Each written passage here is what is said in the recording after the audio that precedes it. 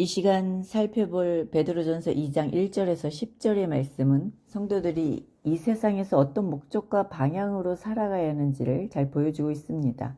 우리가 먼저 1절, 2절 보면 그러므로 모든 악독과 모든 기만과 외식과 시기와 모든 비방하는 말을 버리고 갓난아기들 같이 순전하고 신령한 젖을 사모하라.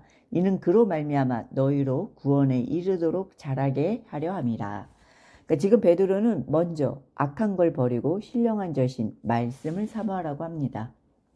여기서 버려야 하는 악독, 기만, 외식, 시기, 비방하는 말은 내 마음과 내 기준에 안 맞거나 내 이익과 사람의 인정과 이 땅의 영광을 우선으로 추구할 때 나타나는 모습입니다. 그리고 말씀을 사모하는 건 하나님께서 우리를 부르신 목적대로 그리스도의 장성한 분량까지 자라가는 것을 내 마음의 우선으로 두며 살아갈 때 우리는 말씀을 사모하는 모습이 나타납니다. 그래서 지금 베드로는 우리 성도들은 이 세상과 같은 목적과 소망이 아닌 하나님이 부르신 목적과 소망을 가지고 마땅히 말씀을 사모하는 삶을 살아야 한다고 강조하는 겁니다. 그러니까 이처럼 세상이 추구하는 목적과 내용과 방향과 성도들이 가야 하는 목적과 내용과 방향은 완전히 다릅니다. 그리고 여기서 버려야 하는 악독, 기만, 외식, 시기, 비방하는 말은 이 자체가 지옥이에요. 그래서 이런 모습에는 생명이나 평안, 기쁨, 축복 등은 어떤 것도 만들어내지 못하고 오로지 썩고 망하는 것밖에 없습니다. 그래서 1절에 모든 악독, 모든 기만, 모든 비방하는 말이라고 이렇게 모든을 3번이나 강조하듯이 우리가 거듭났다 해도 아직은 훈련되고 자라가는 과정에 있기 때문에 이런 자기 중심적인 제약된 모습이 수시로 올라옵니다. 그리고 이런 제약들이 내가 기도 몇 번 했다고 하루아침에 고쳐지는 것도 아닙니다. 그래서 우리가 끊임없이 계속적으로 기도하고 계속적으로 버리며 무엇보다 끊임없이 말씀을 채우고 사모하고 붙들어야 합니다. 그러니까 지금 베드로가 갓난아기들 같이 신령한 젖을 사모하라고 한 것처럼 이 작은 생명이 성장하고 살기 위해서 간절히 엄마 젖을 찾고 그 젖을 먹으며 엄마와 교감도 하면서 건강하게 자라가듯이 예수님을 믿고 거듭난 성도들도 영적 갓난아이부터 시작합니다. 그래서 우리도 성령께서 우리의 영적 생명이 자라가도록 신령한 젖인 하나님 말씀을 간절히 찾고 묵상하며 그 말씀을 통해 주님을 알아가고 주님과 교제하며 또 주님을 향한 내 마음의 깊이와 넓이와 높이를 더해가면서 우리가 성장과 모든 풍성함에 이루어가게 하십니다.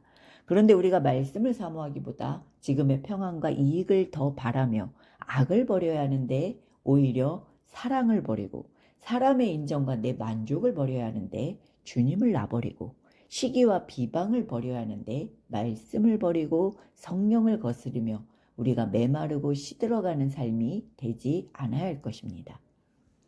이어서 4절을 보면 사람에게는 버림바가 되었으나 하나님께는 택하심을 입은 보배로운 산돌이신 예수께 나아가 너희도 산돌같이 신령한 집으로 세워지고 예수 그리스도로 말미암아 하나님이 기쁘게 받으실 신령한 제사를 드릴 거룩한 제사장이 될지니라. 그러니까 여기 4절 앞에 사람에게는 버림바가 되었으나 하나님께는 택하심을 입었다고 한 것처럼 사람이 인정하는 것과 하나님이 인정하는 것이 전혀 다르다는 것을 볼 수 있습니다. 예수님께서 하나님께 인정받았지만 사람에게는 버림받은 것처럼 우리도 하나님 말씀대로 살아간다 해도 얼마든지 사람에게는 외면당하고 무시당하고 버림받을 수도 있다는 겁니다. 그런데 하나님께서는 사람의 인정과 영광이 아닌 하나님의 인정과 뜻과 목적을 위해 십자가에 죽기까지 순종하신 예수님을 택하시고 영원한 생명의 산돌이 되게 하시어 가장 높이시고 영광스럽게 하셨습니다.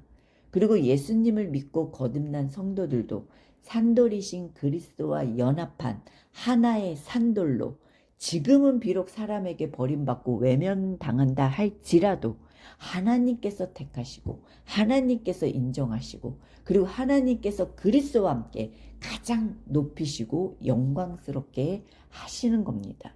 그러니까 지금 베드로가 살아있는 돌, 신령한, 거룩한 이런 표현을 사용하듯이 세상이 추구하는 것과 우리 성도들이 추구하고 누려하는 것이 얼마나 차원이 다르고 영광이 다른 건지를 지금 분명하게 말하고자 하는 겁니다. 그러게 우리 성도들은 이 세상 사람들처럼 지금만 살 것처럼 지금의 인정과 욕심과 영광에 연연하는 삶이 아니라 산돌이신 그리스도 위에 굳게 서서 하나님이 기뻐 받으시고 하나님이 인정하시는 신령한 집, 신령한 제사, 거룩한 제사장이 되어야 합니다.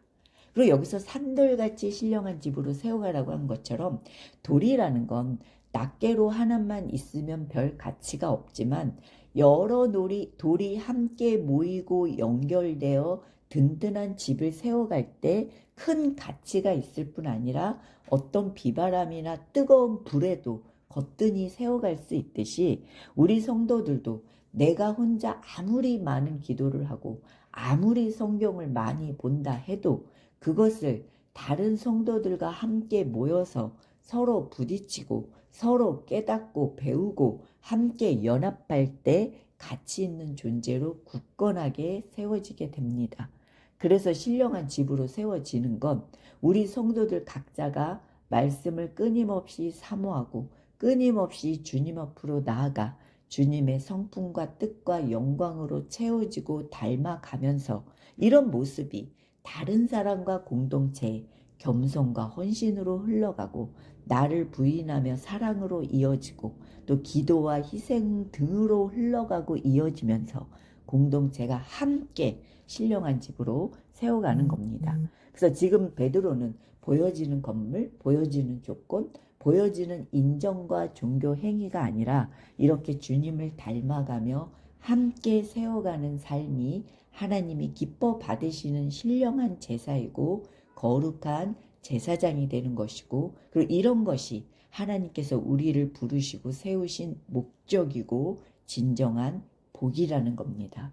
그런데 세상은 그러면 뭐가 달라지냐며 비웃을 수도 있고 심지어 성도들도 이렇게 힘들고 무시당하는데 그런 게 무슨 소용이냐고 생각할 수도 있지만 우리가 죄에 대하여 죽고 하나님의 부르심과 약속과 영광을 위해 날마다 달려가는 그곳에 참된 승리와 칭찬과 복이 있고 그리고 절대로 부끄러움을 당하지 않을 거라는 하나님의 분명한 약속을 전하면서 지금 시련 가운데 있는 성도들을 위로하며 힘을 주고 있는 겁니다. 그리고 7절에도 이어서 보면 그러므로 믿는 너희에게는 보배이나 믿지 아니하는 자에게는 건축자들이 버린 그 돌이 모퉁이의 머리대리 되고 또한 부딪히는 돌과 걸려 넘어지게 하는 바위가 되었다 하였느니라. 그들이 말씀을 순종하지 아니하므로 넘어지나니 이는 그들을 이렇게 정하신 것이라. 그러니까 지금 베드로는 믿는 자에게는 그리스도가 보배이고 모퉁이 돌이 되셔서 하나님의 영광에 참여하게 되지만 믿지 않는 자는 그리스도를 거부하고 그러므로 넘어지고 심판이 정해져 있다는 겁니다. 그러니까 이처럼 믿는 자와 믿지 않는 자에게는 분명하게 다른 은혜와 결과가 있다는 말씀은 지금 핍박과 시련 가운데 있는 성도들에게 무엇보다 위로와 힘이 되는 말씀인 겁니다. 그러니까 이처럼 우리도 뭐 돈이나 사람의 인정이나 이 땅의 조건 등으로 위로나 힘을 얻는 게 아니라 이렇게 하나님의 인정과 약속과 은혜가 가장 큰 위로이고 힘이 되길 원합니다. 그리고 우리가 믿음이나 말씀이 부담스럽고 거치는 돌처럼 여기는 게 아니라 우리를 영원한 생명과 승리와 영광으로 이끄는 그 말씀과 성령을 따라 우리가 가야 할 길과 사명을 향해 끊임없이 나아가기를 주님의 이름으로 축원드립니다. 우리가 이어서 9절 보면 그러나 너희는 택하신 족속이요 왕같은 제사장들이요 거룩한 나라요 그의 소유가 된 백성이니 이는 너희를 어두운 데서 불러내어 그의 기이한 빛에 들어가게 하신 이의 아름다운 덕을 선포하게 하려 하심이라. 그러니까 이 말씀은 하나님께서 성도들을 얼마나 존귀하게 부르셨는지를 보여줍니다. 세상 사람들이 믿는 자들을 볼 때 때로는 불쌍하고 어리석은 자처럼 보일지 몰라도 우리 성도들은 하나님께서 어둠에서 빛으로 불러내어 죽음에서 생명으로 옮기신 하나님의 자녀들입니다. 그러니까 우리 성도들은 어둠에서 악독과 시기와 비방하며 썩어지고 멸망할 자리에 있는 자들이 아니라 그리스도와 함께 왕노릇하며 하늘의 축복과 영광을 약속받은 복된 존재들입니다. 그런데 우리가 세상의 조건이나 사람의 평가를 중심에 두면 늘 비교하고 시기하고 비방하며 지옥 같은 그 삶 자체에 있지만, 그런데 우리가 하나님이 우리를 바라보시고 세우신 그 시선과 중심에 있으면 내가 있는 자리에서 왕 같은 제사장으로 얼마든지 존귀하게 쓰임을 받을 수 있는 겁니다. 그런데 우리가 때로는 누가 뭘 했네, 누가 얼마큼 가졌네, 그러니까 이런 것에 초점이 있을 때도 있지만 하나님께서는 우리가 뭘 하고 무엇을 가졌냐보다 나에게 관심 있고 나에게 목적 있고 나 자신을 귀하게 여기십니다. 그래서 긴 시간과 과정을 통해서 내 중심적인 내 의와 욕심을 꺾고 주님의 것으로 채우고 변화되게 하셔서 나 자체가 복이고 나 자체가 영광이고 왕 같은 제사장으로 쓰임받게 하십니다. 그러게 우리가 잊지 말기를 바랍니다.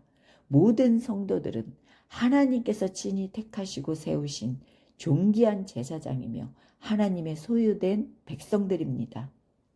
사람들의 인정과 세상의 영광은 썩어지고 쇠하고 사라지지만 산돌이신 예수님 위에 세워진 우리 성도들은 절대로 실패하지 않고 절대로 부끄러움을 당하지 않습니다.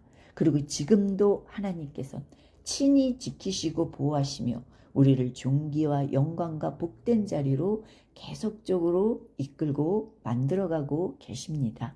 그러니 낙심하거나 흔들리지 말고 빛 대신 주님의 덕을 선포하고 삶에서 왕 같은 제사장으로 나타나며 모든 풍성함에 이르기를 주님의 이름으로 축원드립니다.